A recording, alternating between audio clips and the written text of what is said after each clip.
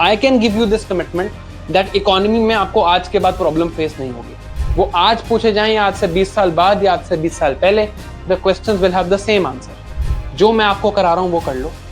Last year के prelims में out of 17 questions 14 were directly solvable from class notes.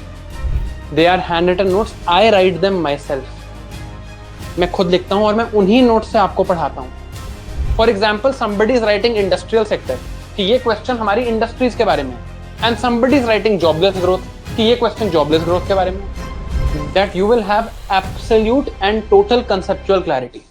Hello, good evening and welcome to the first class of economics for this foundation batch and batches for CSE 2026. I am Dr. Shivan.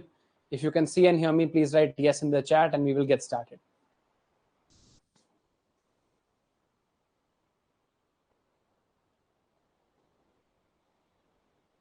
ये मेरे mains का question है। This is the question of my mains of 2022. ठीक है? Economic growth in the recent past has been led by increase in labor productivity. Explain this statement. इसके आगे मत पढ़ना, ठीक है? क्या आप एक्चुअली इस स्टेटमेंट को एक्सप्लेन कर सकते हो इन अबाउट 1 पेज? क्योंकि इस क्वेश्चन में 15 मार्क्स का क्वेश्चन है, 3 पेज लिखने होंगे। Half page to 1 page will go in explaining this first part. Can you explain this statement in 1 part? अगर आपने मेरे से पढ़ा है तो आप आंसर मत देना, अगर आपने नहीं पढ़ा है तो भी आप आंसर मत देना। लेकिन अगर आपने इकोनॉमी पढ़ी है, रटी है, पहले कहीं से पढ़ी है, can you explain this question? This statement is actually the statement of jobless growth. Now I am talking to all of you. ये वो लोग हैं, by their name, by the words that they have written, they have studied economy, right? ऐसा तो नहीं है इन्होंने पढ़ा नहीं होगा। आप लोगों के अगेंस्ट कुछ वो नहीं है यार, गलती करो यहां कर लो। It's good that you make mistakes here. I want you to make mistakes here. Don't make mistakes in the actual paper, right? It's clear that all of these people who have given these answers, they have read economics. इन्होंने economics कभी ना कभी पढ़ा है। Still 5 people have given 5 different answers to a UPSC question. It's not like मैंने खुद से question बनाया था कि क्वेश्चन टफ है, राइट? हो सकता है मैं जान के टफ क्वेश्चन बना रहा हूं आपको डराने के लिए, ऐसा भी नहीं है। It is a direct UPSC mains question. 5 people, 5 different answers and radically different answers. For example, somebody is writing industrial sector कि ये क्वेश्चन हमारी इंडस्ट्रीज के बारे में है, and somebody is writing jobless growth कि ये क्वेश्चन jobless growth के बारे में है। इससे मेरा आपको समझाने का पॉइंट क्या है? The point is this is a fairly technical subject, ठीक है? सब्जेक्ट टेक्निकल है, आसान नहीं है, right? It is not a subject you can just mug up and be done with, ठीक है? आराम से पढ़ के बात नहीं बनेगी। It is a technical subject, mug up करके it is difficult to study it. We really really really need to understand the concepts, ठीक है? आई होप यहां तक things are clear, right? Please remember this line, please remember this line. 1 momentary lapse of concentration and you are done. मैंने अपनी सारी पढ़ाई online करी है, sorry, right? When I came to old Rajendra Nagar for the first time, it was to be on this side of the classroom, not on that side. मैंने अपनी सारी पढ़ाई ऑनलाइन करी है एग्जाम के लिए, मैंने एग्जाम निकाला भी है, but I always have studied with the absolute and full concentration of what I am reading. मैंने बहुत वीडियो लेक्चर्स देखे हैं, मैंने एक बार भी लाइव क्लास में आज तक कमेंट नहीं किया, not even once. Even when the teacher was asking समझ आया या नहीं, मैं क्यों टाइम लगाऊं yes no बोलने में? और लोग हैं वो बोल लेंगे। This was my attitude. मुझे समझ आ गया, yes बोल दिया। नहीं समझ आया है, I will Google and find out. I will not chat GPT it. I will not make it easy for myself. The more effort you put in now, the more effort you try to, explore things. ऐसा नहीं आप मेरे से doubt पूछोगे मैं बताऊंगा नहीं, मैं बिल्कुल बता दूंगा, बट जितना एफर्ट आप खुद लगाओगे उतना ज्यादा चांस है that you make it. Already chances हमारे कम है, I am just trying to increase your chance. अगर मैं आपके चांसेस ट्रिपल भी कर दूं आपको पढ़ा के, तो भी वो 0.1 से 0.3 पे ही जाएंगे। This is not a good figure anyway, right? That's why I'm telling you, this is not easy. It's a tough subject of a tough paper. It's a tough exam. उस tough exam का one of the toughest subjects we have to read. So we have to ensure that we have absolute focus. Can you guys give me this commitment कि आप लोग पूरी तरह से focused और concentrated रहोगे मेरे साथ फॉर द नेक्स्ट 45 डेज? अगर आप मुझे ये कमिटमेंट दे सकते हो, I can give you this commitment that economy में आपको आज के बाद प्रॉब्लम फेस नहीं होगी. So can I expect this commitment from you that you will be absolutely focused in the next 45 days? We will first, in today's session, what all do we have to discuss?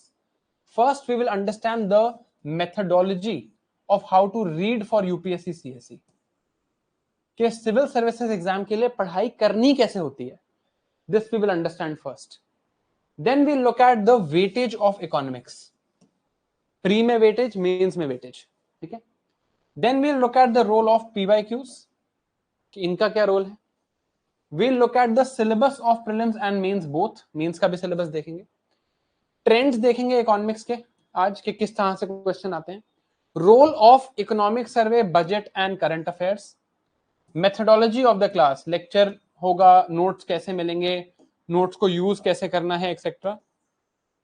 Class timings, किस time पे class होगी, कैसे होगी, क्या हमारा format रहेगा, doubt sessions कब address होंगे, सब कुछ हम आज देखेंगे. I know these are the doubts you have.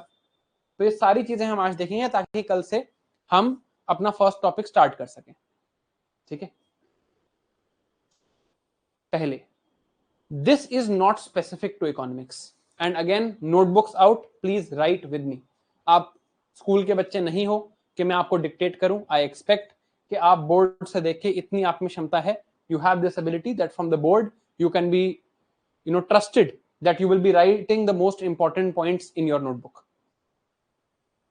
For any subject, कोई भी subject हो, and you have to read it for UPSC CSE prelims or broadly for prelims but also for mains, there is only one thing that I expect that you will focus on, at least at this stage. हमारा exam अभी 1 साल दूर है. The one thing that you will focus on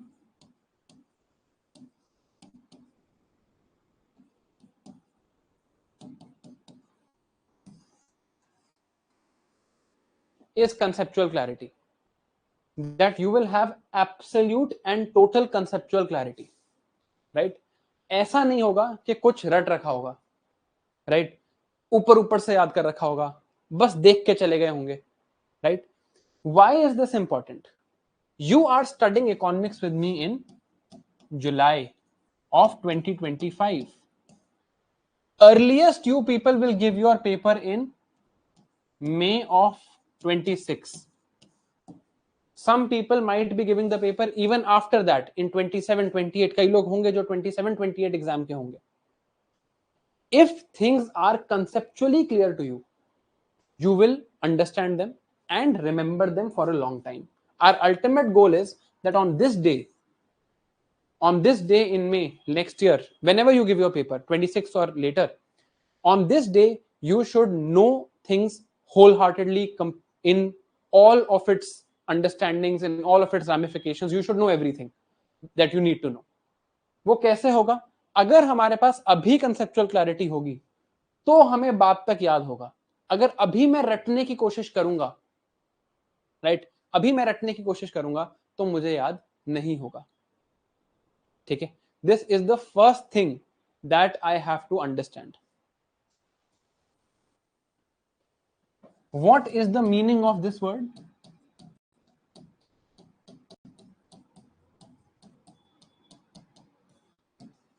What is the meaning of this word?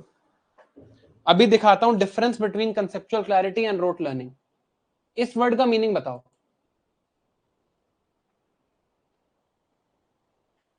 Lover of humans, charity, social work.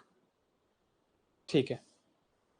आप लोगों ने broadly सही बताया कि somebody who does charity, somebody who is benevolent, somebody who thinks altruistically. ठीक है. अच्छा,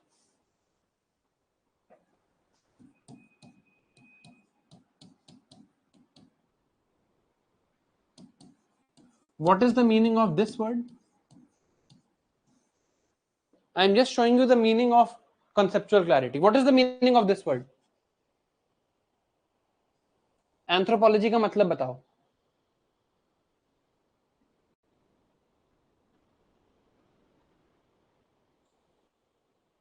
study of man, study of man, okay.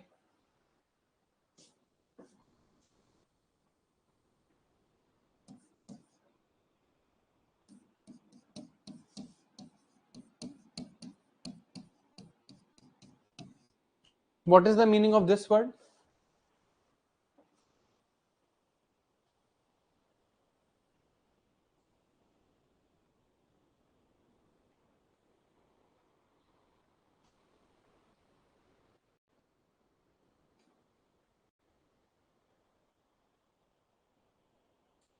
Person who is attracted to minors in a sexual way. This is not a good word to use. It's not a good word. Last question. What is the meaning of this word? Last question है।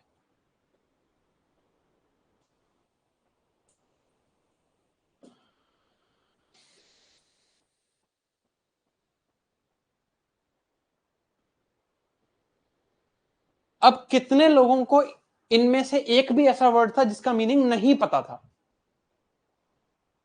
Was there anyone here who did not know one of these words? तो yes लिख दो एक बार कि मुझे नहीं पता था।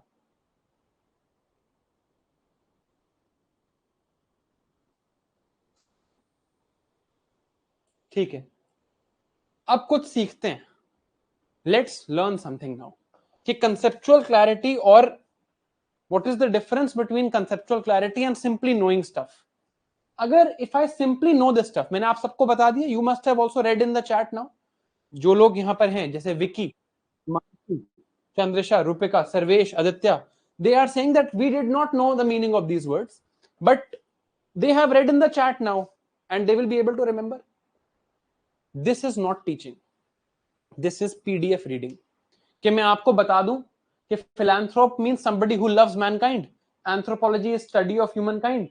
Pedophile is a bad word. It's a word where you say that is somebody who is sexually attracted to children. And misogynist is somebody who hates women. This is not the job of a teacher. ये तो आपको कोई भी करके दे देगा. I'll tell you now what conceptual clarity means.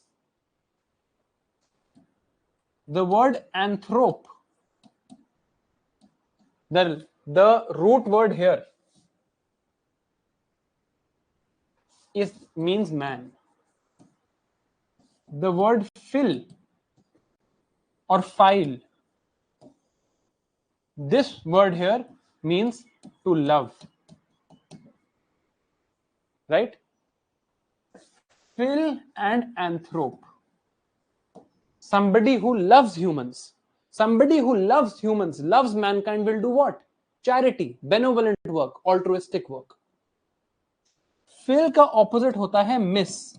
Miss means to hate. ठीक है?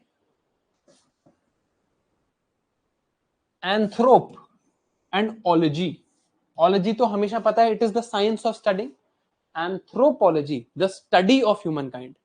Phil plus anthrope, somebody who loves humans. Pedo plus phile. Pedo word या ped word is actually a word for children. Children lover in a sexual way, in a bad way, right? Pedophile.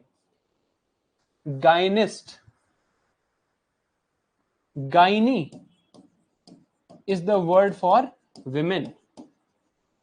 Miss plus gynae. Misogynist, hates women. अब यहां पर एक चीज समझना. If I now write two new words in front of you,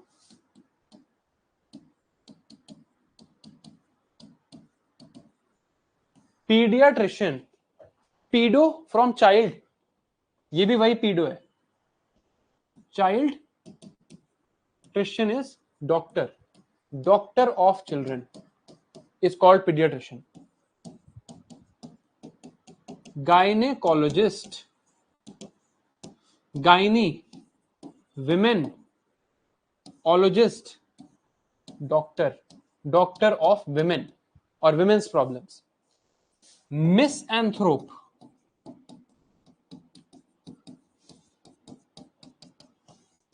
What will be the word meaning of the word misanthrope now?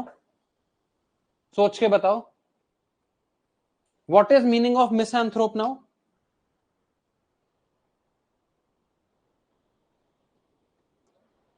Somebody who hates humans.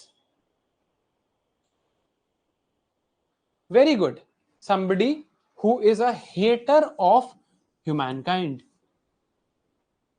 Terrorists are misanthropes. अब is the difference between knowing and conceptually being clear. इसमें difference समझ आ रहा है हमें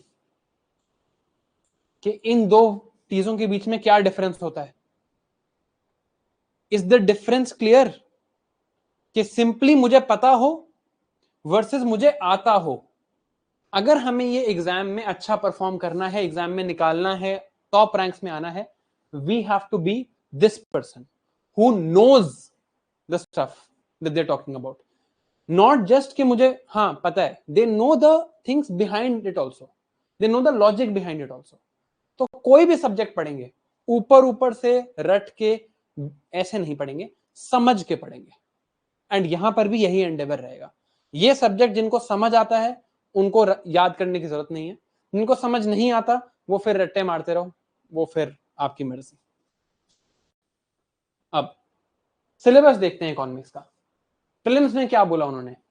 economic and social development, sustainable development, poverty, inclusion, demographics, social sector initiatives, और बाद में एक छोटा सा वर्ड लिख दिया एक्सेट्रा, जिससे सिलेबस की डायमेंशंस ही इनफाइनाइट हो गई. एक्सेट्रा लिख दिया एंड में. Basically this is giving us some words, कुछ वर्ड्स पता चल रहे हैं कि हाँ sustainable development is important, poverty is important, inclusion is important, demographics are important, social sector initiatives are important, but there is no limit, right? कोई limit नहीं है. यहां पे पढ़ के I cannot say कि यही चीजें आएंगी. तो what is the next step now? मेरे को पढ़ के दो तीन चीजें समझ आई, but I don't know after reading the syllabus what is important, what is not. What is the next step? I will see the main syllabus. Now, in mains, economy is actually split into two things. One is core economics and one is agriculture. Means में economics आता है GS paper 3 में. In GS 3 every year, and you will see this trend repeating year after year ये trend repeat हो रहा है. Question 1, question 2, question 11 and question 12 of GS3 paper are from economics. Question 3, question 4, question 13 and question 14 are from agriculture. ठीक है. Question 1 and 2 are 10 markers, 11 and 12 are 15 markers. So economy is total of 2 into 10 plus 2 into 15 is equal to 50 marks. Agriculture is also same, 50 marks. Total economics in mains weightage is 100 marks. तो हर साल 4 questions आएंगे core economics के, 4 questions आएंगे agriculture के. Fix है, यही हो रहा है. It's been the same since the last 7-8 years. ठीक है. अब इसका सिलेबस देखते हैं. Syllabus. Even if you are unable to read it, it's fine. I'll read it for you. Indian economy and issues related to planning, mobilization of resources, growth, development and employment. और first क्या लिखा है? Indian economy and issues related to this. तो पूरी economy हो गई syllabus में. But yes, these things are important. Planning, mobilization of resources, growth, development, employment. Then inclusive growth and issues arising from it. Third point, government budgeting. The preparation of budget by the government. अब ये जो 4 points हैं ये agriculture के हैं. अभी मैं इनको नहीं पढ़ रहा हूं, will come back to this. ये एग्रीकल्चर के हैं, फिर बाकी 3 पॉइंट्स फिर से इकोनॉमिक्स के। Effects of liberalisation on the economy, so these are the LPG reforms, changes in industrial policy and their effects on industrial growth. So industrial policy and industrial growth. Then infrastructure, which includes energy, ports, roads, airports, railways, etc. And lastly, investment models. So infrastructure and investment. इसके अलावा there is a detailed syllabus of agriculture, this we'll see when we come to agriculture. Agriculture भी आपको मैं ही पढ़ाऊंगा, but we'll see this when we come to agriculture. तो अगर मैं सिलेबस देखूं तो fairly detailed syllabus is given to me for pre and mains. इसके अलावा I also have previous year questions to refer to. अब इन सब का एनालिसिस करके let's look at what the analysis comes to. Last 5 years का analysis है। Prelims में इकोनॉमी की जो वेटेज है, it was somewhere always around 28 marks, 14 questions were coming. This year some extra questions came, right. कुछ questions को आप economy भी क्लासिफाई कर सकते हो, करंट अफेयर्स भी क्लासिफाई कर सकते हो, बट अगर मैं कंजर्वेटिवली भी चलूं तो this is 34 marks. So somewhere around 30 marks, 30 to 34 marks, 15 to 17 questions in prelims we are going to get from here. prelims का कट ऑफ कितना है? 90 तो जा नहीं रहा अभी तक। तो लास्ट 4 इयर्स 2025 का आई डोंट नो, जब रिलीज होगा तो देखेंगे। From 2020 to 2024 the cut off has not touched 90 marks. ये कट ऑफ टच नहीं हुआ है। जिसके 90 मार्क्स आए हैं, they have gotten through in prelims. Out of this 90, 30 can be scored in economics. मैं ये नहीं कह रहा that you will all get 30 out of 30. That is a difficult task to do. You should not chase that also. There are 8 subjects. But in 30 में से getting 20 plus is very, very doable. Very, very doable. तो आपके 90 marks में से 20 marks इस subject से sure हो जाते हैं अगर आप इसको ढंग से पढ़ के जाते हो तो। You studied properly. Out of the 90 or 100 that you need, 20 are sure from here. And in means, like I told you, every year 100 marks, 50 marks for economics, 50 marks for agriculture. It's fixed. Therefore, the trend has not changed. Question 1, question 2, question 11, question 12, agriculture, question 3, question 4, question 13, question 14. So this is our weightage. Ab, these are the trends. कि कौन कौन से subject या कौन कौन से topic से कौन कौन सा क्वेश्चन आया, ठीक है। But before I go into this, let's first understand कि टॉपिक्स हैं कौन कौन से, ठीक है। अब लेट्स फर्स्ट अंडरस्टैंड कि टॉपिक्स कौन कौन से हैं, what are the things that we have to study. इसे पढ़ने से पहले I will ask you a question, ठीक है। मैं आपसे अभी एक क्वेश्चन सॉल्व कराऊंगा, जल्दी जवाब मत देना। क्वेश्चन लिखूंगा मैं बोर्ड पे, जवाब जल्दी मत देना, सोच के देना। In bureaucracy, in the civil services exam, everywhere it is more important for you to get the answer right than it is for you to get the answer quick. सही जवाब दोगे, टाइम लगा के दोगे, आई विल रिस्पेक्ट यू। जल्दी जल्दी बस chat में लिखोगे और गलत लिखोगे, और बहुत लोग गलत लिखेंगे, right, you will definitely not have my respect, and definitely, like, of course I'll respect you as a person, but थोड़ी सी मुझे बुरा लगेगा rather, and definitely you are headed for disaster in the future. Question देखना, everyday life का question है, कोई ऐसा बहुत मुश्किल क्वेश्चन नहीं है, दिमाग लगाना। लेकिन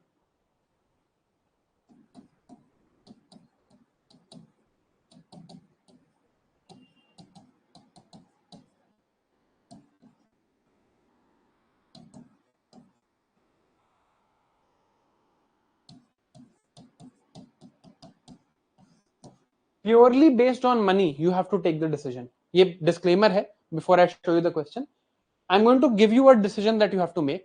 आपको मैं एक डिसीजन लेने को बोलूंगा purely on the basis of money. बाद में मत बोलना कि सर मैंने तो एनवायरमेंटली सोच के ले लिया, या मुझे तो एक कलर अच्छा लगता है इसलिए मैंने ले लिया, purely on the basis of money you have to take the decision. ठीक है, क्वेश्चन सुनो। There are 2 air conditioners,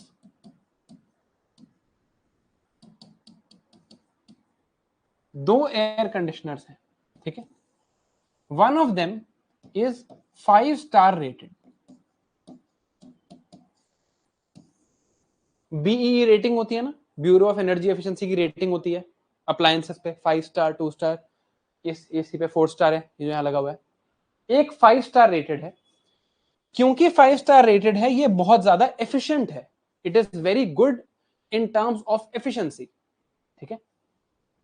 it cost ₹2 per hour to run this AC, या ₹2 बहुत कम है, ₹20 कर लेते हैं।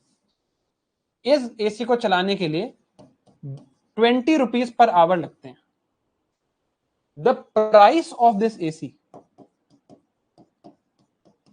The price of this AC is ₹15,000। Price of AC is ₹15,000। The second AC, जो दूसरा एसी है, it is 2 star rated.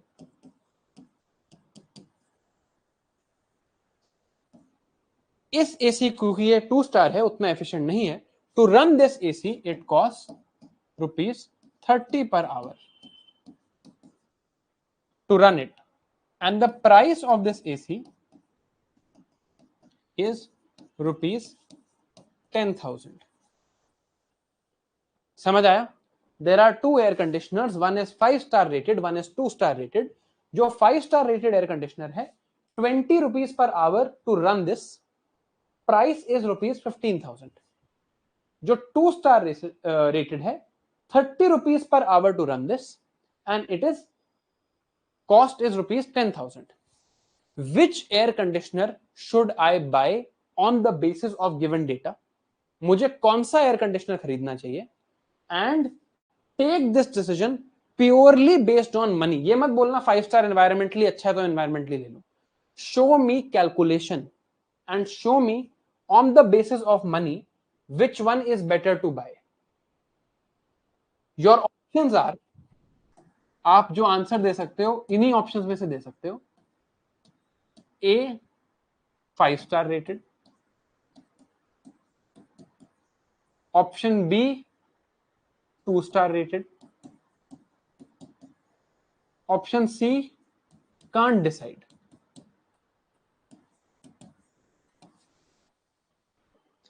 Answer पे आने से पहले let me tell you now, आपको मैं भी एक सिनेरियो देता हूं, ठीक है। यहां लिख रहा हूं scenario 1, I have to run the AC. इस एसी को मैं पूरी एसी की लाइफ स्पैन में I will only run this AC for 100 hours. If I will run this AC only for 100 hours, which will be the better AC? Better छोड़ो, cost किसकी कम पड़ेगी? अगर मैं 100 आवर्स के लिए रन करूंगा तो ओवरऑल कॉस्ट बताना। जैसे इसकी कैसे कैलकुलेट होगी? ओवरऑल कॉस्ट, मैंने 100 आवर्स के लिए रन करना है, what is the overall cost if I choose this one, what is the overall cost if I choose this one? Calculate करना एक बार, गलत मत करना यार प्लीज, सीसैट फेल हो जाओगे।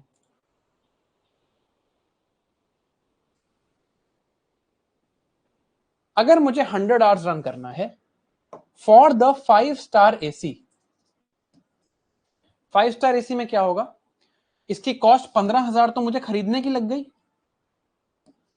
प्लस रन करने के लिए 20 इंटू 100 यानी कि 2000, तो मुझे 5 स्टार एसी को लगाने में चलेंगे 17,000 रुपए। फॉर 3 स्टार और rather for 2 star AC I will buy it for 10,000 and I will spend 30 into 10, 30 into 100 sorry 100 hours, ₹30 per our, 3,000, तो मेरे को 2 स्टार में लगेंगे 13,000 रुपीज। ठीक है, अब ऐसे ही if I have to run it इस सेम सिनेरियो में, let's say I have to run if I have to run it for 1000 hours, अगर मुझे 1000 आवर्स के लिए रन करना है तो कॉस्ट देखते हैं. In this case what is the cost for a? Five-star rated AC की क्या कॉस्ट है? खरीदने के लिए 15,000, रन करने के लिए 20 इंटू 1000 यानी कि 20,000 और इक्वल टू 35,000. बी 2-स्टार के केस में देखते हैं. फॉर बी खरीदने के लिए 10,000 प्लस रन करने के लिए 30 इंटू 1000 मतलब 30,000 प्लस 10,000 मतलब 40,000. अब कुछ समझ आया? If I have to run it for 1000 hours तो 2-स्टार बेटर है. If I have to run it for only 100 hours, sorry, if I have to run it for 1000 hours तो 5-स्टार बेटर है, इसकी कॉस्ट कम आ रही है. If I have to run it only for 100 hours तो two star better है, इसकी कॉस्ट कम आ रही है. तो what was the answer? I can't decide. I need to know कि टाइम कितना है रन करने का. एंड तभी ये लाइन लिखी थी ताकि बाद में मुझे कोई ये ना बोले कि सर एनवायरमेंटली फ्रेंडली होगा ना 5-स्टार, इसलिए मैंने 5-स्टार ले लिया. It was purely to be taken on money. I can only take this decision when I know how much time is there, for how much time I have to run, कितने time AC चलेगा, उस basis पे decision ले सकता हूं. समझ आई बात? अब एक बात समझना, ये जो डिसीजन मैंने आपको लेने को बोला, आपने सही लिया गलत लिया doesn't matter. This decision that you took for yourself was a decision you were taking for yourself. ठीक है, आप अपने लिए डिसीजन ले रहे थे. यू वर सेइंग कि यार मेरे पैसे हैं, मेरे पैसे ज्यादा खर्च होंगे कम खर्च होंगे, उस बेसिस पे मैं डिसाइड करूंगा, है ना. सेकेंड सिनेरियो इज, मैं सेम क्वेश्चन देता हूं आपको. मैं कहता हूं एक 5-स्टार एसी है, this is a German made AC. ठीक है, कॉस्ट सेम है, 15,000 रुपीज का है, and to run it cost 20 rupees per hour. एक 2-स्टार एसी है, एक इंडियन मेड एसी है, कॉस्ट है 10,000 rupees, and to run it cost rupees 30 rupees per hour. But now आई से don't buy it for yourself. You are the honorable joint secretary in the Ministry of Finance, and you have to buy this, or you have to take the decision of buying these ACs for the entire government office, or let's say for the new parliament building. आपको new parliament building में ये ACs लगाने के लिए अब decision लेना है. Now how will you think? Of course you will think on the point of cost. आप कॉस्ट पे जरूर सोचोगे, but you will think of other things also. कि यार अगर मैं इंडियन मेड एसी खरीदता हूं, या चलो न्यू पार्लियामेंट में कहूं इंडिया के सारे गवर्नमेंट ऑफिस में यही एसी लगेगा, the decision that you take. हो सकता है 2-3 लाख एसीज का ऑर्डर हो सकता है उससे भी ज्यादा एसीज का ऑर्डर हो. If it is an order of let's say 1 lakh ACs, you will think that if I buy Indian, I will create employment in India or not? Right? You will think about government's mission of make in India or not? You will think of our relationship with the Germans or not? Economic decisions तो है ही, but there will be so many other factors in your mind. This is the difference between microeconomics and macroeconomics. Microeconomics is this: taking economic decisions for ourselves, looking at the problem through a microscope. ये एक economic problem है, मैं microscope से देख रहा हूं सिर्फ अपने लिए. I am the only actor, I am taking it for my self कि यार मेरा पैसा बचना चाहिए, मेरे को फायदा होना चाहिए. This is micro economics, looking at the problem through a microscope. This is macroeconomics, looking at the problem through a telescope. कि I am taking this decision of buying this AC today, is this decision only going to impact me? No, it's probably not going to impact me. Joint secretary साहब के तो office में AC बढ़िया ही लगा होगा, right? It's going to impact the entire country. I have to look at the entire country, the future macroeconomic indicators, then I have to take this decision. समझ आया? This is macroeconomics, that is microeconomics, right?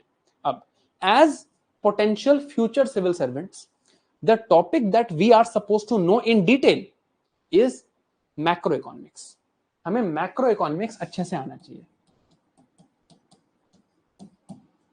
But it is difficult to understand this. It is difficult to understand this without understanding microeconomics. ठीक है?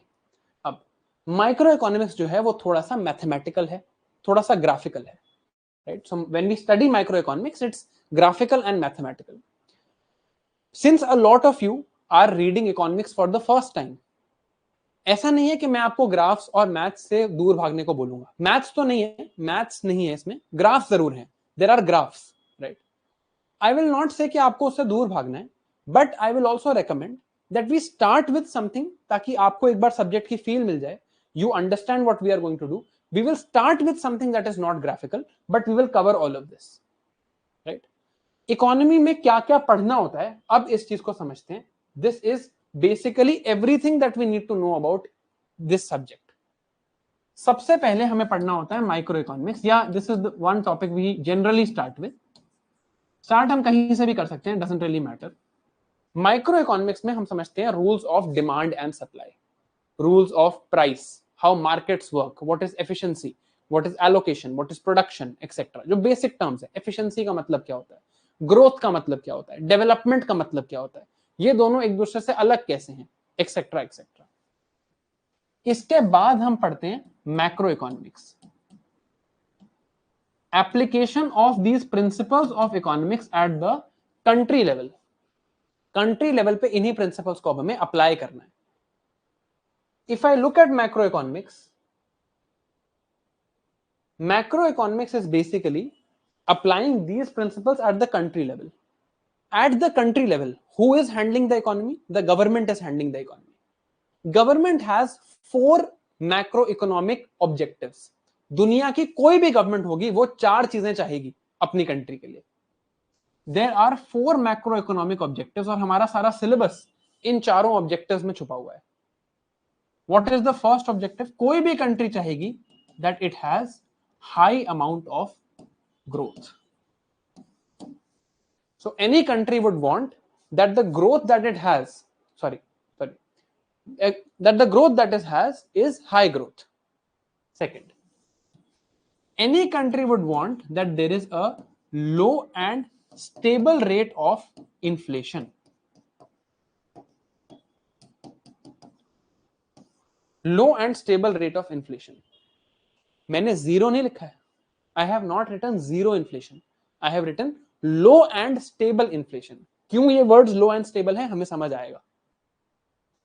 Third objective is low unemployment. Again मैंने zero नहीं लिखा है, और क्यों नहीं लिखा है ये भी हमें इस कोर्स में समझ आएगा. And lastly, I want equity in the distribution of income.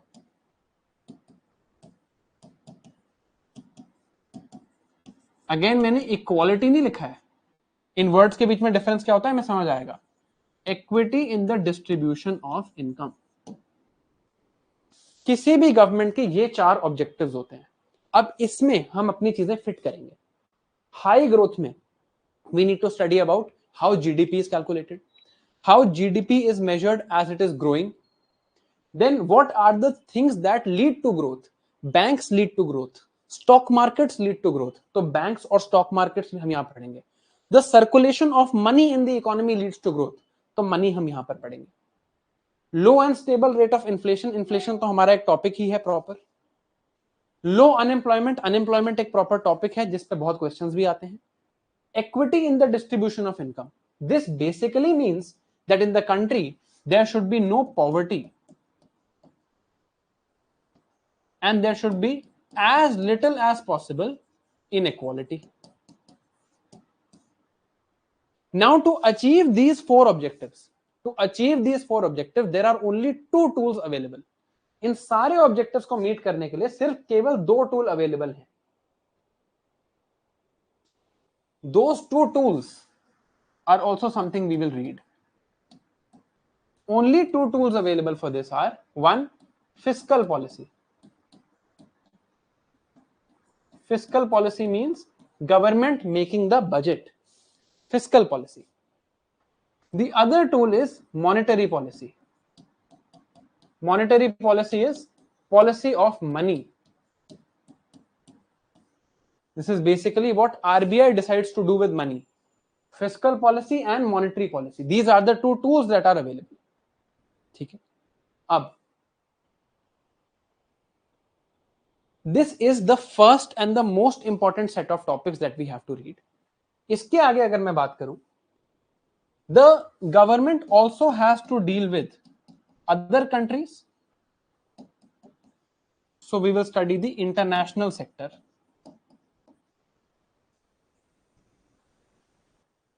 एक टॉपिक ये है. And last topic is various sectors of the economy.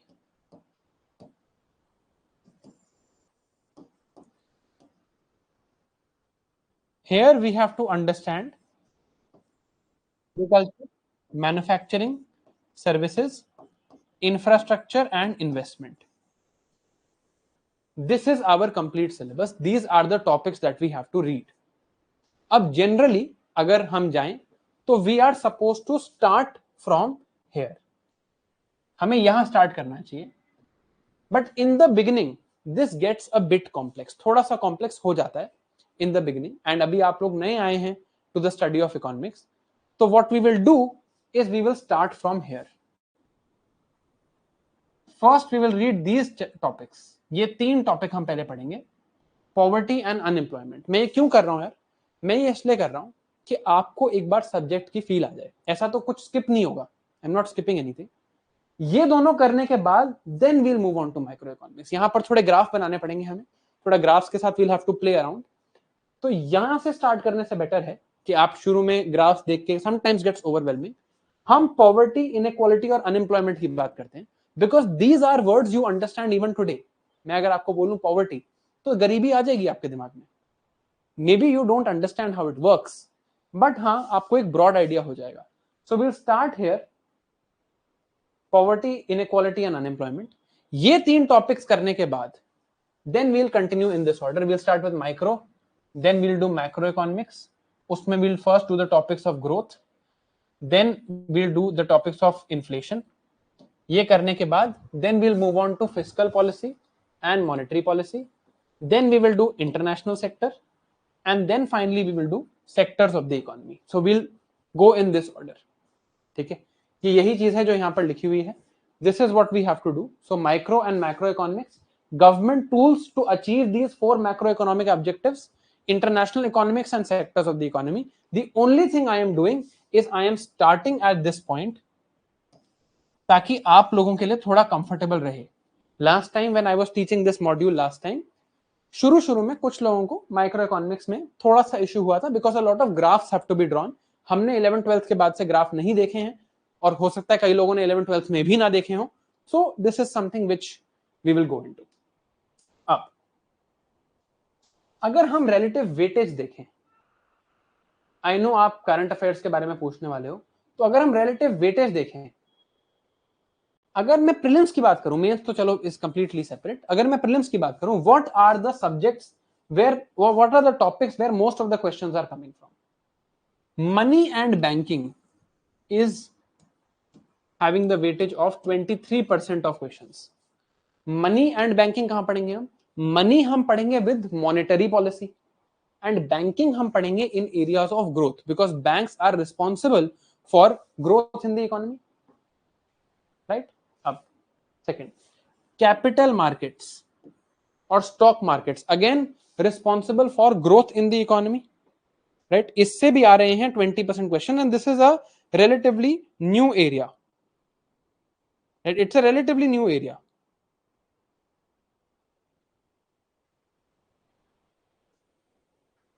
ठीक है. अब International economics, 20% questions are coming from here. International economics. Then sectors of the economy, about 19 to 20% questions are coming from here. ठीक है. Budget, 6% questions are coming from budget and budgeting, 4% from inflation, 4% from employment and 4% from macro micro economics combined. तो अगर आप देखोगे जो distribution है, right, जो distribution है that is broadly evenly distributed. It's not like the distribution is set in a particular place. ऐसा नहीं है कि कोई एक पर्टिकुलर सेट ऑफ क्वेश्चन ज्यादा आते हैं या ऐसा नहीं है. तो हमें सारे टॉपिक्स ही इंपॉर्टेंट है. This is what basically what I was trying to tell you, that all of these topics look fairly important to me across the board, है ना. ठीक है. अब distribution of questions with regards to current affairs, ये 5 साल का analysis है. 64% of the questions are completely static in nature. 64 to 65% questions are static in nature, जिनका करंट अफेयर्स से कोई लेना देना नहीं है. वो आज पूछे जाएं या आज से 20 साल बाद या आज से 20 साल पहले, the questions will have the same answer. जो करंट अफेयर्स है, जो 36% करंट अफेयर्स हैं, उसमें से half is directly from the budget and economic survey, half is directly from other current affairs. तो बाकी करंट अफेयर्स में से आधा है. अब अगर मैं बजट और इकोनॉमिक सर्वे को देखूं, I have a defined syllabus. Economic survey 500 page का डॉक्यूमेंट है, but at least it has a defined syllabus. उसका एक डिफाइंड सिलेबस है, वो दिख रहा है कि हाँ ये सिलेबस है. ठीक है.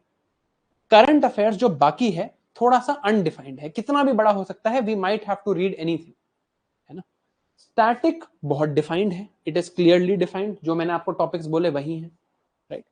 तो अब मेरी इसमें रिकमेंडेशन क्या है? देखो, पढ़ने को आप कितना भी पढ़ लो, मेरी रिकमेंडेशन होती है हमेशा कि स्टैटिक पे तो हमें करनी है mastery.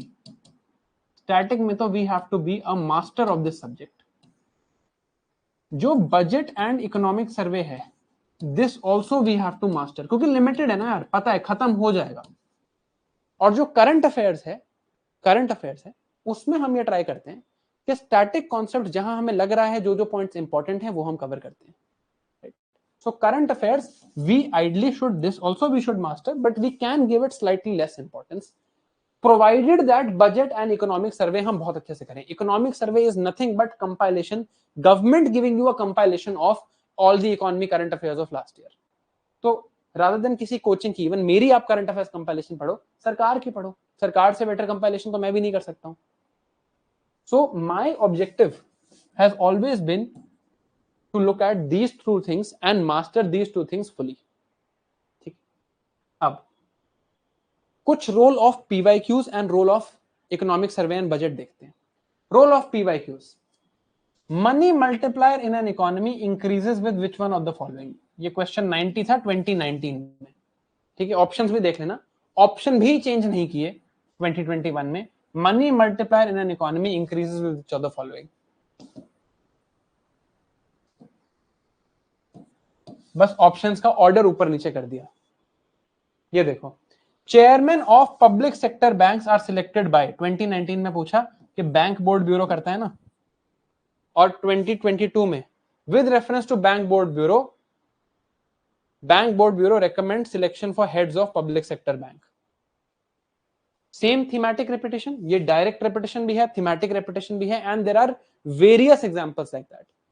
PYQs are your go-to source to get good questions for economy. अगर आप सारे PYQs समझ के, रट के नहीं, समझ के सॉल्व करके चले जाओ, you are almost sure that in economics you will score 60 to 70% of all the questions you will get right. overall cut off 45% है. इकोनॉमी में 60-70% आ गए तो मोस्ट लाइकली हमारे बाकी सब्जेक्ट्स में भी काम हमारा चल जाएगा. अब role of budget and economic survey, ये देखते हैं. इस साल का क्वेश्चन, प्रीलिम्स 2025 का question, RBI mandates listed companies to submit business sustainability and responsibility report. ये इकोनॉमिक सर्वे है. SEBI introduced business responsibility and sustainability report. Exactly यहां से पूछा है, सेबी की जगह यहां पर आरबीआई लिख दिया है, इसलिए फर्स्ट स्टेटमेंट गलत है। डायरेक्ट फ्रॉम इकोनॉमिक सर्वे। एक और दिखाता हूं, राष्ट्रीय गोकुल मिशन, राष्ट्रीय Gokul mission directly from economic सर्वे। तो जो चीजें ऐसी भी लगती है ना कि करंट अफेयर्स से आ रही हैं, जो लोग आपको कहते हैं कि दिस इज करंट अफेयर्स, ये तो इसमें इकोनॉमी में क्या है, आप न्यूज़पेपर पढ़ो, नहीं, बहुत चीजें यहां से होती हैं। There are so many questions that come directly from economic survey and budget. और लास्ट ईयर के भी एग्जांपल दिखा सकता हूं, prelims 2023, in the post pandemic recent past many central banks worldwide had carried out interest rate hikes. Central banks across economies led by Federal Reserve responded with synchronized policy rate hikes to curb inflation. और नीचे statement देखो, central banks generally assume that they have the ability to counteract rising consumer prices, मतलब inflation. तो exact ये statement उठा के यहां दे दी, exact statement उठा के दे दी। अब prelims 2023, 3/4 of the world's cobalt, a metal required for manufacturing of electric motor vehicles, is produced by whom? यहां देखो, DRC, democratic republic of Congo, यहां कोबाल्ट की फिगर दी हुई है और यहां पर ये ऑप्शन है। तो economic survey and budget have a huge role to play, right? Again this question is directly from the economic survey, but ठीक है, we don't have to look at this constantly. तो अब हमारी अप्रोच की अगर हम बात करें, I will divide economy into 3 things. एक मैं कहूंगा स्टैटिक कॉन्सेप्ट है, जिसका मैंने आपको टेबल दिखाया, micro economics, macro economics, government के 4 ऑब्जेक्टिव, गवर्नमेंट की 2 पॉलिसी, फिर international economics, sectors of the economy, investment, infrastructure, agriculture, manufacturing, services, ये स्टैटिक है। Second part is current affairs. Current affairs को भी मैं 2 पार्ट में डिवाइड करूंगा, one is economic survey and budget and one is other current affairs. ठीक है, how are we going to now approach this subject? इसमें से ये वाला जो पार्ट है, this is what we are, this is 65% most important part, this is our target in the next 45 days. ये हमारा टारगेट है, in the next 45 days we'll complete all of this. इसको समझे बिना तो ये समझ नहीं आ सकता। इफ वी डोंट नो, जैसे मैंने आपको दिखाया policy rate hikes, if you don't know the meaning of the word policy rate hikes, you can't understand this, है ना? This is my target for the next 45 days. Once I have done this, 2 चीजें बच गई, economic survey and budget I will be teaching you, but I can only teach you after they are released for next year. इस साल का तो पढ़ने का कोई पॉइंट नहीं है, इस साल के क्वेश्चंस तो इस साल आ गए। Economic survey and budget are released on January 31st, which is economic survey, and 1st Feb, which is budget, respectively, in dates पे release होता है। So I will be teaching you this next year after these 2 documents are released. अब other current affairs, you are all part of our foundation batch. In foundation batch, current affairs is already there for you by Mudit sir.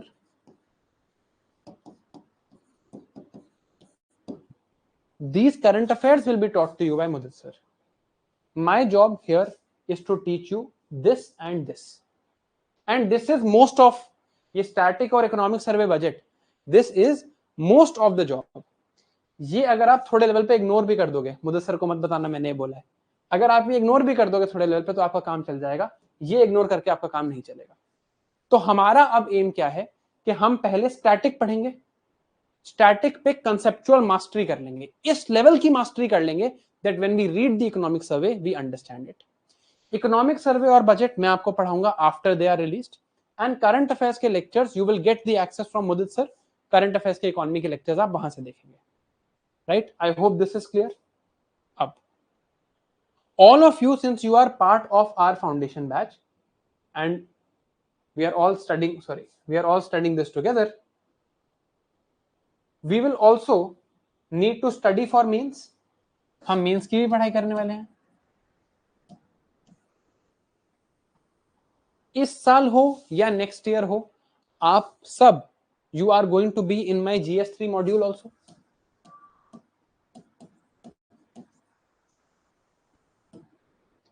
यहां पर हम specific questions देखते हैं, बिल्कुल specific mains content.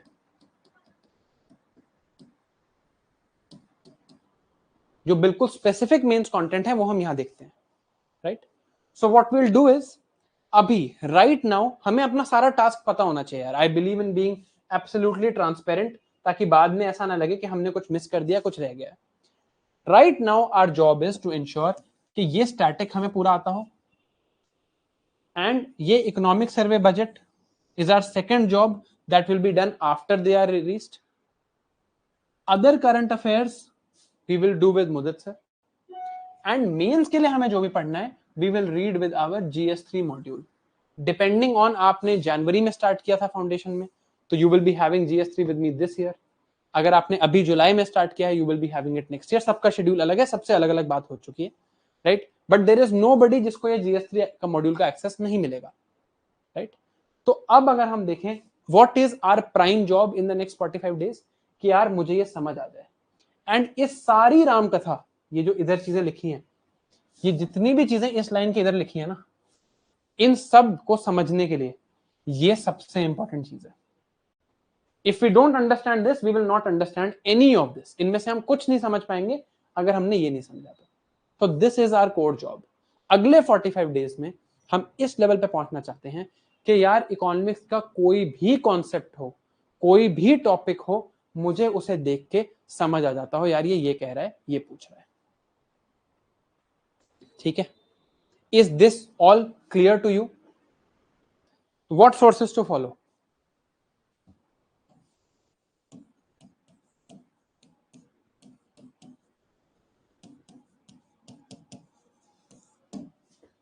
और बहुत ही confidence से आपको ये बात बोल रहा हूं, सिर्फ क्लास नोट्स कर लो, इनको ही कर लो बस. जो मैं आपको करा रहा हूं वो कर लो. लास्ट ईयर के प्रीलिम्स में out of 17 questions 14 were directly solvable from class notes. ठीक है. वीडियो है यूट्यूब पे अगर किसी को डाउट हो. ठीक है. जेन्युइनली इसके बियॉन्ड जाने की जरूरत नहीं है, इतने में हो जाएगा. Don't go beyond this, don't go beyond this. Please stick to this much. ये कर लो पहले, then we'll look at what we have to do further. इतना बहुत है. क्लास नोट्स होंगे कैसे?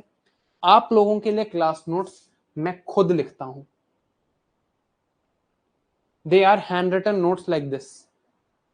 दे are handwritten notes. I write them myself. मैं खुद लिखता हूं और मैं उन्हीं नोट्स से आपको पढ़ाता हूं, राइट. अब they might be handwritten notes. मैं हैंड रिटन नोट्स आपको क्यों देता हूं, इस बात को समझते हैं. देखो, what do you need 1 day before the exam? अगर मुझे बोला जाए कि यार, या चलो 1 वीक बिफोर द एग्जाम मुझे क्या चाहिए? 1 वीक बिफोर द एग्जाम मैं चाहता हूं कि यार मेरे पास एक कंसाइज नोट्स हो जिसमें सब कुछ लिखा हुआ हो, सारे कॉन्सेप्ट एक्सप्लेन्ड हो. वो मैं आपको अभी से दे रहा हूं. But you will need to watch the class actively with me. You will need to watch the class actively with me to understand everything that is written here. इसके beyond कुछ लिखने की जरूरत नहीं है, but you will need to watch actively ताकि आपको सब कुछ समझ आ जाए. अब what is going to be our method? ये सबसे important चीज है कि हमारा method क्या होगा. We will have live classes. They will start at 4:30 PM. जैसे आज 4:30 PM start हुई है, वैसे 4:30 PM start होगी. Now in these classes at 4:30 PM what is going to happen? सबसे पहले you will be given the notes beforehand.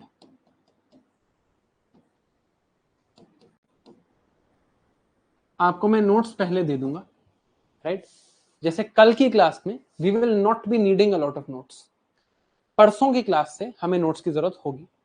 So you will be given the notes beforehand. I will upload them tomorrow or day after. पहली जो class है जहां आपकी notes को जरूरत होगी, that is going to be on Wednesday. तो Wednesday से पहले you will have the notes. Please या आप डिजिटली पढ़ते हैं digitally, otherwise please print them out and keep them in front of you. ये इनको प्रिंट करके अपने सामने रख लेना। अब लाइव क्लास 4:30 PM पे स्टार्ट होगी। मैं आपको पहले पढ़ाऊंगा all the concepts that we have to read till 6:30 PM। ये 6:30 का 6:45 भी हो सकता है।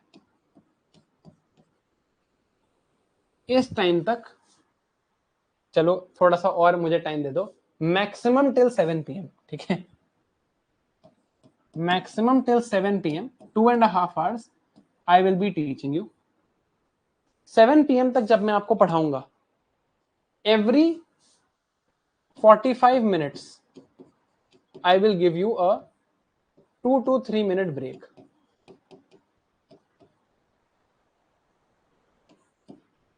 ठीक है, हमारा मेथड क्या है, नोट्स आपको पहले मिले हुए, क्लास लाइव शुरू होती है 4:30, 7 PM तक I will teach you and I will give you a 2 to 3 minute break every 45 minutes। 45 minutes पढ़ाया, 2-3 मिनट ब्रेक। ठीक है, after 7 there are going to be 30 minutes more. In 30 minutes more में दो चीजें होंगी, या तो I will re explain some of the things, कभी जरूरत होगी कि बहुत लोगों को कुछ समझ नहीं आया तो कुछ री एक्सप्लेन करना होगा, या फिर मोस्ट ऑफ द टाइम हम इन 30 मिनट्स में कर रहे होंगे प्रीवियस ईयर क्वेश्चंस।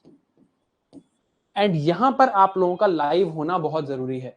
देखो अगर मैं ये काम नहीं कर रहा होता, मैं जेन्युइनली आपको कहता ये क्लास रिकॉर्डेड देख लो, ठीक है, क्योंकि डाउट रेजोल्यूशन का मैं सिस्टम अभी आपको बताऊंगा, बट यहां पर मैं चाहता हूं आप मेरे साथ क्वेश्चन करो।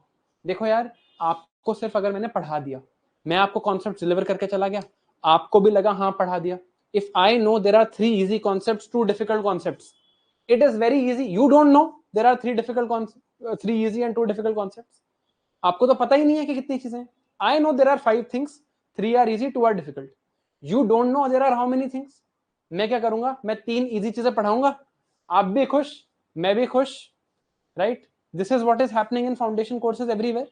आप भी खुश, मैं भी खुश, ना मैंने आपको क्वेश्चन दिखाए ना आपने देखे, बोला पीवाईक्यू कर लेना, आप भी कहोगे हाँ ठीक है कर लेंगे। यही हो रहा है ना यार ultimately. Many of you must have attended foundation courses before this. I am sure this is similar to your experience because this was also my experience. Here we will change that. In every class, देखो शुरू में तो नहीं हो पाएगा because शुरू में हमने कुछ पढ़ा ही नहीं होगा। जैसे 5-6 क्लास हो जाएंगी, then we would have read a decent amount of topics, है ना? जैसे हमने पॉवर्टी वाला टॉपिक कंप्लीट कर लिया। In every class we are going to do previous year questions in this 30-minute time. इस टाइम पे हम प्रीवियस ईयर क्वेश्चंस करेंगे in every class, ठीक है?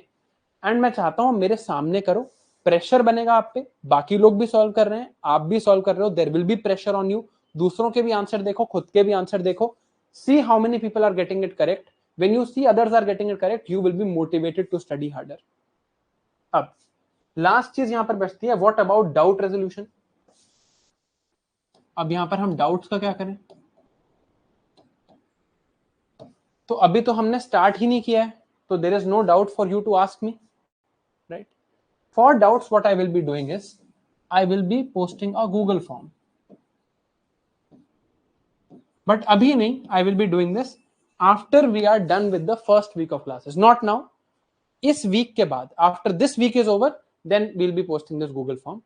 इस Google form के कुछ rules हैं and I will be explaining the rules to you in detail. If you do not stick to these rules, I will not answer your questions here. ठीक है? जैसे एक रूल है, this is not for personal questions, it is for economy based questions, because देखो मेरे को सारे question खुद पढ़ने पड़ते हैं। सेकेंड रूल है कि यहां पर you have to write in proper language. ये नहीं कि आप क्वेश्चन पूछो सर इन्फ्लेशन से अनएम्प्लॉयमेंट का क्या होता, ये क्वेश्चन पूछोगे कभी जवाब नहीं आएगा। अगर आप पूछोगे sir what is the effect of inflation on unemployment of a country, then पक्का जवाब आएगा, ठीक है? अब गूगल फॉर्म में बहुत क्वेश्चंस कॉमन भी होंगे, there will be many people who will be asking the same question. So every alternate Saturday every alternate Saturday I will be conducting a doubt class with you where I will be addressing your questions. जो भी आप doubt form में पूछोगे, हो सकता है मैं आपको आंसर लिख के दे दूं वापस. Most likely I will address it in this doubt class. Doubt class does not mean that I will address your questions from the chat. This chat is only for two reasons. One, for you to write yes or no on whether you have understood. And second, and most importantly, to write the answers of these questions. इस chat के दो ही purpose हैं, ठीक है. Most important purpose ये है. Second purpose है that you will write yes और no. कि समझ आ गया, नहीं समझ आया, ठीक है. Doubts will be addressed like this. This is our methodology. अब ये तो सारा मेरा काम है. क्लास लो, नोट्स बनाओ, पीवाईक्यूज कंपाइल करो, क्वेश्चंस कराओ, सॉल्व कराओ. आपका क्या काम है? आपका काम भी देख लेते हैं. What is your job? This is my responsibility. I will stick to it. Let's talk of your responsibility now.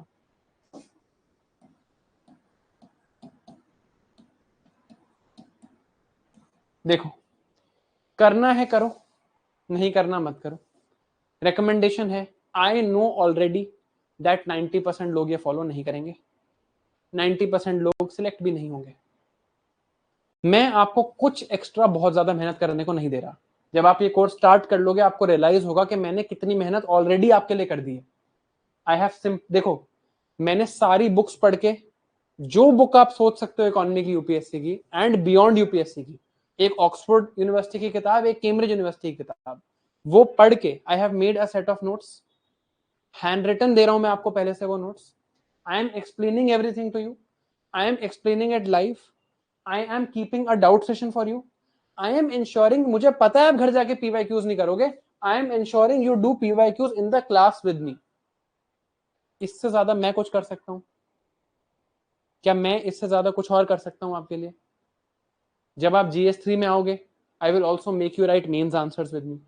I don't think इससे ज्यादा मैं आपको कुछ डिलीवर करके दे सकता हूं. What you need to do, अब इस पे फोकस करते हैं. इस पे भी फोकस करते हैं. जितना इंपॉर्टेंट इस पे फोकस है उतना इंपॉर्टेंट इस पे फोकस है. Your job is number 1, attend live और recorded. This is your choice. मैंने आपको लाइव का रीजन बता दिया. लाइव का मोस्ट इंपॉर्टेंट रीजन ये है.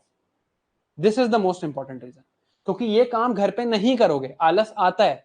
आपने देखा होगा ये पहले भी. पढ़ हम फिर भी लेते हैं. When it comes time to practise, when it comes time to solve questions, we feel lazy. So ये आपका काम है. फर्स्ट, लाइव या रिकॉर्डेड अटेंड करो, जैसे भी अटेंड करो. सेकेंड काम, राइट आफ्टर यू फिनिश, आप 7:30 फिनिश करोगे मेरे साथ. You finished at 7:30. Don't take a long break.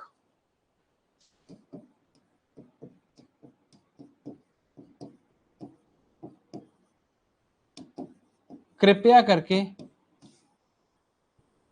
I know आप 3 घंटे बैठे हो, कृपया करके एक लंबा ब्रेक ना लें. प्लीज रिक्वेस्ट है. मान सकते हो तो मान जाओ, बहुत फायदा होगा. 30 मिनट्स मैक्सिमम 30 मिनट्स का ब्रेक लेके from 8 PM, assuming that you are watching it live, from 8 PM to 10 PM, इस टाइम में जो क्लास में पढ़ाया उसको रिवाइज कर लिया, और वो क्वेश्चंस जो यहां पर कराए, ये क्वेश्चंस दोबारा सॉल्व कर लिए. Solve them again, even if you got them all right, solve again. आपका बस इतना काम है. लाइव या रिकॉर्डेड अटेंड करो. अब जब भी अटेंड करो उसके बाद 30 मिनट्स का ब्रेक लो, और ये काम आपने रिवाइज करने का कर लो. So I am only asking for half of your day, from 4:30 to 10. इतना ही मैं मांग रहा हूं, जिसमें से 3 घंटे का काम मेरा है. 4:30 to 7:30 आप कोई पढ़ाई नहीं कर रहे हो, ठीक है. ये मैं आपका मिसकंसेप्शन ब्रेक कर देता हूं.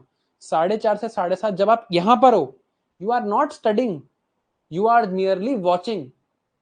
आप मेरे साथ लिखोगे. I will ask you to write scribble with me. Scribble with me का मतलब होता है जैसे मैंने ये लिखा, अब आपके नोट्स में भी ये सारी चीजें लिखी हुई हैं. या जो जो ब्लैक में है वो लिखा हुआ है, फिर भी आप कुछ कुछ साथ में लिख रहे हो, you are understanding what I am writing, right? मैं आपको बोलूंगा to scribble with me, I will ask you to make graphs, I will ask you to solve questions, I will ask you to think, many times in this course I will ask you to think. जैसे मैंने आज आपको वो AC वाली problem दी, या मैंने आपको words वाली problem the, a lot of times this is my methodology of teaching. I believe in your capacity development, so a lot of times I will ask you to think honestly. Don't Google, don't try to find कि मैं chat GPT से answer निकाल के सही दे दूं. Honestly अगर मैं कह रहा हूं 1 मिनट का टाइम है और सोचो, जैसे पहली क्लास में हो सकता है मैं आपको बोलूं what is poverty, think for 1 minute. तो एक्चुअली सोचना, स्पेंड टाइम एक्चुअली पार्टिसिपेटिंग कि यार अच्छा पॉवर्टी क्या होती होगी. मुझे लगता है गरीबी होती है. गरीबी का मतलब होता है कि लोगों के पास पैसे कम है, बट क्या इसके अलावा भी कोई चीज पॉवर्टी हो सकती है? क्या अगर किसी के पास सिक्योरिटी नहीं है तो क्या मैं उसे भी पॉवर्टी बोल सकता हूं? क्या किसी चीज के पास, अगर किसी के पास राइट टू वोट नहीं है, पॉलिटिकली पार्टिसिपेट करने का राइट नहीं है, क्या मैं उसे भी पॉवर्टी बोल सकता हूं? किसी के घर के आसपास अगर स्कूल नहीं है, क्या उसे भी पॉवर्टी बोल सकते हैं? अगर किसी के पास हेल्थ का एक्सेस नहीं है, डॉक्टर्स नहीं है, क्या उसे भी पॉवर्टी बोल सकते हैं? सोचना मुश्किल होता है, सोचना शुरू में. जितना सोचोगे उतना ज्यादा याद होगा, उतना ज्यादा समझ आएगा. रटने का एग्जाम नहीं है ये, सोचने का ही एग्जाम है. तभी 3 स्टेजेस हैं, तभी ऐसे डिजाइन है. तो your job is to a attend live और recorded, this does not matter, attend actively. Attend actively, actively attend करो. सुनो, जो बोल रहा हूं उसको सोचो. And second, don't take a long break, revise immediately. Attend actively, revise immediately. ये अगर आप कर लेते हो, आपका ये सब्जेक्ट मेरी रिस्पॉन्सिबिलिटी है, इट विल बी सॉर्टेड. ठीक है. अब डेली का शेड्यूल मैंने आपको बता ही दिया. हमारी क्लासेस जो रहेंगी, our classes will be from Monday to Friday. Monday to Friday from 4:30 to 7:30. इसके बाद I expect that you will spend time on revision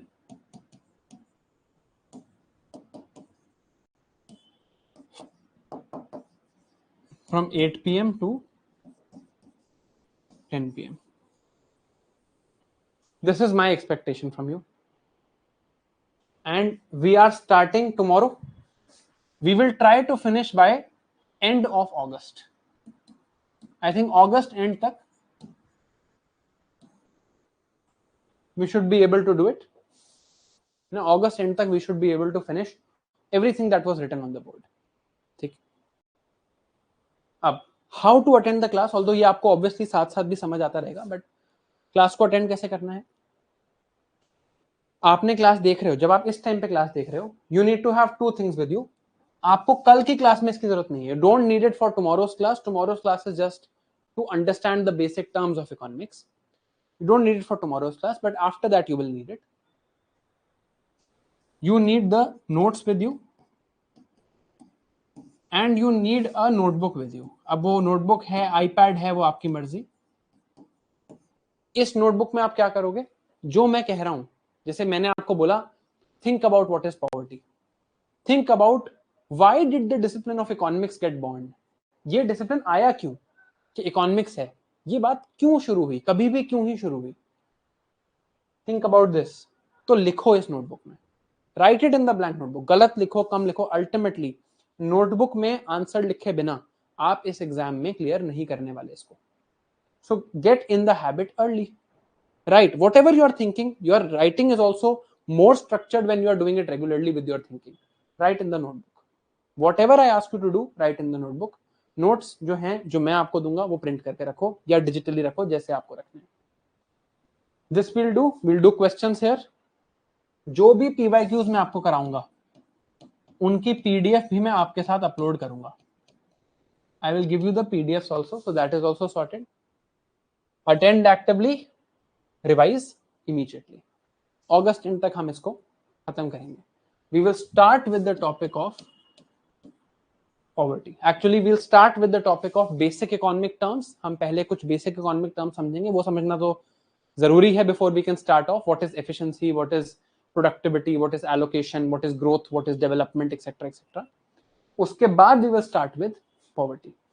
अब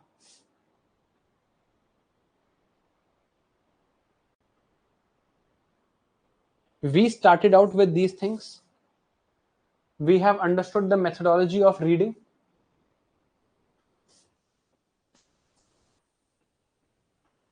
We have understood the methodology of reading. यहां पर हमने क्या देखा था? वर्ड्स का एग्जांपल देखा था, हमने देखा था व्हाट इज कंसेप्चुअल क्लैरिटी, हमने इकोनॉमी की वेटेज देखी थी। We saw the weightage in mains, it was 100 marks, in pre we saw that it was somewhere around 30 marks. We saw the role of PYQs. We saw that there is both direct repetition and also theme-based repetition. We read the approach for economy, that there are 4 macroeconomic objectives. There are 2 tools for this. एक microeconomics है, एक international sector है, एक sectors of the economy है। ये हमने देखा था। Then prelims का syllabus देखा था, देख के कुछ बहुत ज्यादा समझ नहीं आया, but हाँ some topics were given. Trends देखा था, तो हमने देखा था यार इवनली डिस्ट्रीब्यूटेड है, ऐसा नहीं है कि कोई एक पार्ट से बहुत ज्यादा या कम क्वेश्चन है तो सारा पढ़ना जरूरी है। हमने देखा कि इकोनॉमिक सर्वे और बजट का काफी ज्यादा रोल है, करंट अफेयर्स का थोड़ा सा कम रोल है, राइट, और पढ़ना भी मुश्किल है। फिर हमने देखा मेथोडोलॉजी क्या होगी क्लास की, अटेंड एक्टिवली, रिवाइज इमीडिएटली, और क्लास टाइमिंग हमने देखा कि 4:30 से हम स्टार्ट करेंगे 7:30 तक, मंडे टू फ्राइडे हमारी क्लास होगी और ऑल्टरनेट सैटरडेज पे हमारा डाउट रेजोल्यूशन होगा। ये मैंने क्या किया है अभी, what have I done just now, I have revised with you, this is also something we will do. ये एक लास्ट फीचर था जो मैंने आपको नहीं बताया था। देखो मैं यार अपने साइड से, and I will and with this, मैं अपने साइड से जितनी मेहनत कर सकता हूं आपके लिए मैं कर रहा हूं, मैं हमेशा करता हूं अपने हर कोर्स में। आपने आज से पहले कभी भी अगर मेरे साथ कोई कोर्स किया है, I put in my level best to ensure that you get the best outcome. But you also have to follow through with me. आपको भी उतनी ही मेहनत करनी पड़ेगी, right? In every class after we do the PYQs, या फिर maybe when we finish a topic, अगर class में हमने काफी चीजें पढ़ी हैं तो उसी दिन, अगर 2-3 क्लास में एक टॉपिक पढ़ा है तो 2-3 क्लास के बाद I will do this sort of revision with you, कि आपको सब कुछ याद आ जाए। Now immediately as I press end class there and the class ends, अगर आपने अभी 2 घंटे का ब्रेक ले लिया, मान लो ये कोई इंपॉर्टेंट कॉन्सेप्ट्स होते और मान लो 2 घंटे का आपने ब्रेक ले लिया, तो आप सब भूल जाओगे। बट आपने कहा यार नहीं, मैं हिम्मत करके अपना लैपटॉप या फोन या आईपैड बंद करता हूँ, थोड़ा सा ब्रीदिंग एक्सरसाइज करता हूँ 10 मिनट की, और एक बार शिवन सर ने जो बोला है, ये सारे टॉपिक्स थे, एक बार मैं खुद जल्दी से रिवाइज कर लेता हूँ। आपको 2 घंटे भी लगेंगे क्लास रिवाइज करने में, हार्डली 20-25 मिनट्स में आपका काम हो जाएगा और आप फ्री हो जाओगे। नहीं तो बैठे रहो यार। अगर आपने एक दिन मिस कर दिया कि मैंने एक दिन क्लास देखी, मैंने उस क्लास को रिवाइज नहीं किया और एक दिन चला गया, जब आप नोट्स देखोगे ना, यू विल फील लाइक ये तो मैंने आज तक पढ़ा ही नहीं है, तो किसी और ने पढ़ाया होगा, ये कौन सी चीज है। और होता है ये आपने प्योरली एक्सपीरियंस किया होगा, मैंने बहुत बार एक्सपीरियंस किया है। तो इस कंसिस्टेंसी को प्लीज मेंटेन करना। मैं अपने साइड से I will give my level best and I know I will be able to maintain the consistency. My track record is proven, right, prove yours with me, right. Study actively, revise immediately, इस चीज को याद रखेंगे। We have covered everything, I will not be taking doubt from the chat, ठीक है। I hope आप लोगों को सब समझ आ गया है। जब हमारी 3-4 क्लासेस हो जाएंगी, then I will show you the doubt form and how to fill it, and उसके बाद I will start answering every alternate Saturday we have for doubts. समझ आ गया? I hope you are all excited. अगर समझ आ गया तो एक बार yes लिख दो, and then I will see you guys tomorrow.